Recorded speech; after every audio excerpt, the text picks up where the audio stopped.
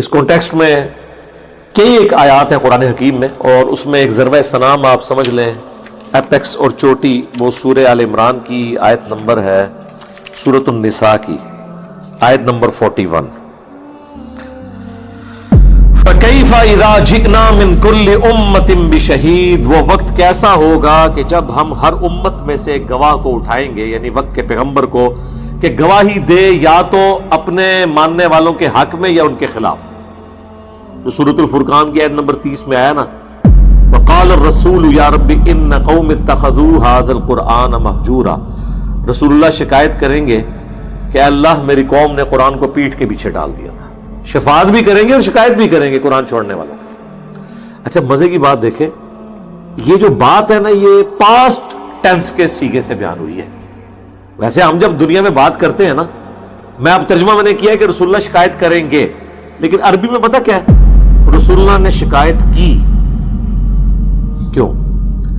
عربی زبان میں کسی چیز کو ڈیفینیٹ ثابت کرنے کے لیے ماضی کے قصے میں بیان کیا جاتا ہے کہ جیسے ماضی میں کوئی واقعہ ہو چکا نا، تو وہ تو کنفرم ہے کہ ہوا ہے، یوں ہی سمجھو کہ قیامت والے دن یہ ہو چکا، رسول اللہ شکایت کر چکے، کریں گے نہیں، گویا کہ کر چکے۔ تو وہ وقت کیسا ہوگا کہ جب ہم ہر امت میں سے ایک گواہ کو اٹھائیں گے، وَجِئْنَا بِكَ عَلَىٰ هَٰؤُلَاءِ شَهِيدًا، اور اے نبی آپ کو اپنی امت کے بارے میں ہم آپ کو گواہ بنا کر اٹھائیں گے۔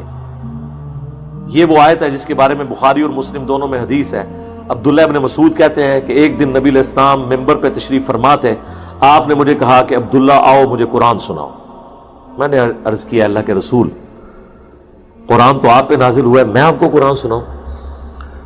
تو آپ نے فرمایا مجھے دوسروں سے سن کر لطف آتا ہے۔ تو کہتے ہیں میں نے سورہ النساء کی تلاوت شروع کی۔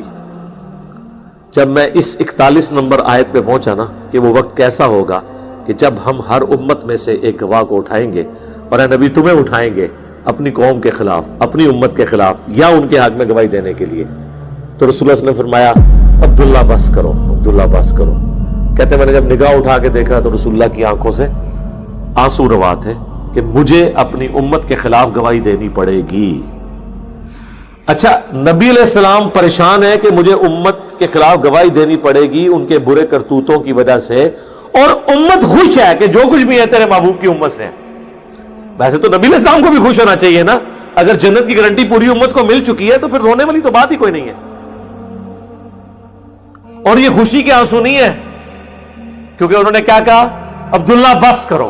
یہ کس وقت کہا جاتا ہے کہ انسان کا دل اس وقت پسیجا ہوا ہو کہ مجھے کیا کرنا پڑے گا، ورنہ تو کہنا سبحان اللہ ایک بار پھر پڑھ، میری امت بخشی گئی، میرے خوشی دے آنسو ہون گے۔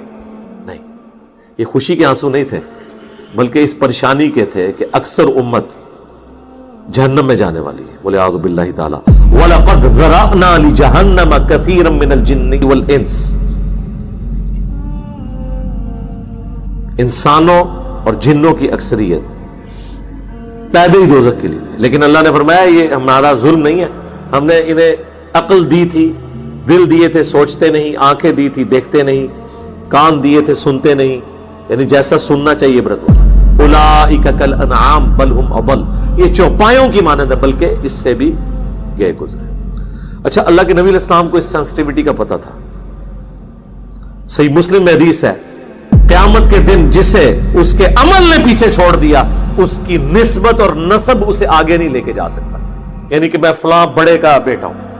اور پھر بخاری اور مسلم دونوں میں حدیث ہے، اے میری بیٹی فاطمہ، میرے مال سے جو کچھ لینا ہے دنیا میں لے لے، اگر تو اللہ کے حضور پکڑی گئی میں تیرے کچھ کام نہیں آؤں گا۔ اے نبی کے چچا عباس بن عبد المطلب، اپنے بھتیجے سے جو کچھ دنیا میں لینا لے لو، آخرت میں اگر پکڑے گئے میں تمہارے کچھ کام نہیں آؤں گا۔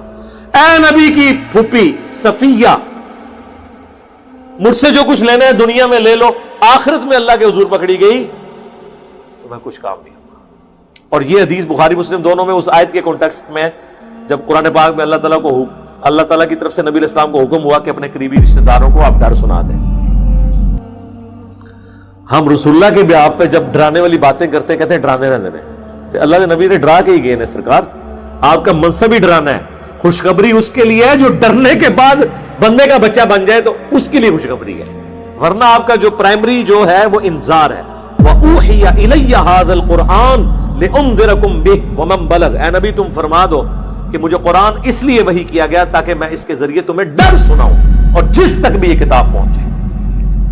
یہ ہے ڈر.